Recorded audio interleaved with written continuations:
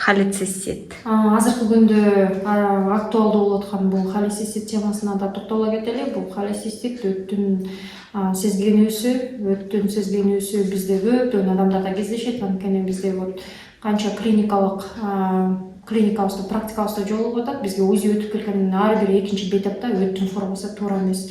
Өт нормада мындай алмуртка курушка окшош сыпа болот. Анан сокращаться эткенде өттүн суюктугу 12 личе коюп, ушу биздин майларды эритип бизге жардам берет да сиңирүүбүзгө.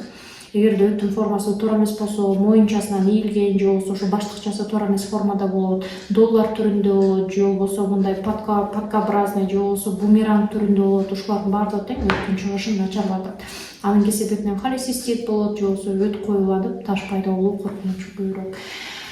Эгерде өтүңүз беспокоит этип атса, ал кандай болот? Оозуңузга ачуу келет, отрыжка, кекирүү пайда болот, жыты менен пайда болот, жумуртка даамдануу болот, же болбосо оозуңуз кургайт, эртең менен турсаңыз оозуңуз кургап, чыла даамданып, ачуу болуп, кускуңуз келип, майлуу жегенде көтөрө албай, майлуу жегенден куссаңыз жөрөгүңүз айланса, же болбосо ушул оң кабырганын асты оорутуп, приступообразный болго чейин бериши мүмкүн. Катуу приступ кармалансып, эки бүктөлүп, ичиңиз катуу ооруса, же болбосо расстройство стула да болушу мүмкүн, ичиңиз жүрүп кетиши мүмкүн да, то есть ичип башташы мүмкүн.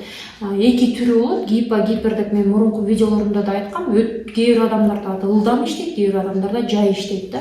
Эгер сизде ошо өтүңүз туура эмес формада болуп, анан бат сокращаться этип ылдам иштей турган гипер функциясына келе турган болсо, анда өтүңүз жакшы бат-баттан койгондуктан ич жүрүп кетип турат да, то есть ошо поноско склонность көбүрөөк болот. Эгерде сизде гипофункция болсо, бул болсо өтүңүз аябай шашпай сокращаться этет, ошонун кесепетинен полный койбагандыктан запорго склонность көбүрөөк болот. Ушул белгилерди сиз өзүңүздөн байкасаңыз болот. Эгер ичиңиз өтсө, катса, ичиңиз көпсө, тамак жегенден кийин кыйналсаңыз, оозуңузга ачуу келсе, негизи баардык органдарга караганда, мисалы үчүн боор, ашказанга караганда өттү биздин бейтаптар жакшы билет. Өтүм ооруп атат деп, ошо жакшы билет. Эгер өтүңүз ооруганын билип жүргөн болсоңуз, убагында кайрылганыңыз жакшы.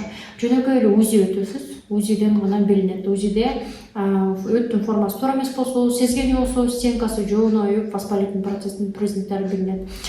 Ошо холециститти, дискинезияларды, баягы өттүн туура эмес иштешин убагында кайрылып дарылабагандыктан таш пайда болуу коркунучу көбүрөөк болот. Таш пайда болгондон кийин дагы ошону дагы убагында сиздер хирургдарга кайрылып алдырып салбай, кээ бир биздин коллегалар тарабынан же болбосо башка адамдарды угуп, өттү айдай турган дарыларды ичип, анын кесепетинен өттү приступ кармап калган учурлар да көп да. Эгерде ден соолугуңузга байланыштуу, жүрөк ооруу же возрастка байланыштуу өтүңүздү албаган болсо, ошо ташты удалять этпеген болсо, анда убагында терапевттерге кайрылып, жылына бир жолу УЗИ өтүп турганыңыз жакшы. Таштын да түрлөрү көп болот. Таштын чоң таш болот, кичинекей майда таштар болот. Эң коркунучтуусу бул организмге майда таштар. Анткени ошо өт түтүгү аркылуу чуркап, өткө туруп калып, приступ берип, перитонитке чейин жеткириши мүмкүн да. Ошон үчүн терапевттерден, хирургдардан консультация алып, жылына бир жолу УЗИ өтүп тургуңуздарга сиздерге кеңеш бермекчимин.